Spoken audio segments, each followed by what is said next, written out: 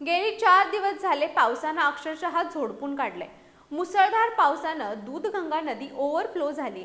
झपाट्यानं वाढणाऱ्या पाणी पातळीनं कागल तालुक्यातील वंदूर सिद्धनेरली दरम्यानचा बंधारा पाण्याखाली गेलाय। हा बंधारा वाहतुकीसाठी बंद ठेवण्यात आलाय। प्रशासकीय यंत्रणा सतर्क ठेवण्यात आली आहे। वंदूर सिद्धनेरली दरम्यानच्या दूधगंगा नदीवर कोल्हापूर पद्धतीचा बंधारा आहे।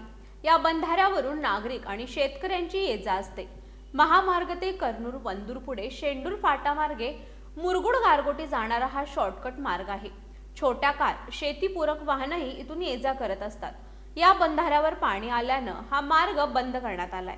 पाण्याची गती अधिक आहे। वंदूर ग्रामपंचायतीनं सतर्कता ठेवत रस्ता अडवलाय। या मार्गावर कोणी जाणार नाही याची खबरदारी घेतली जाते। सरपंच धनश्री देवी घाटगे यांनी सतर्कतेचा इशारा दिलाय।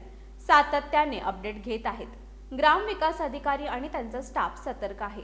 या बंधाऱ्यावरून वाहतूक बऱ्यापैकी असल्यानं बंधाऱ्याची उंची वाढवावी अशी मागणी सरपंच धनश्री देवी घाटगे यांनी प्रशासनाकडे लावून धरली आहे।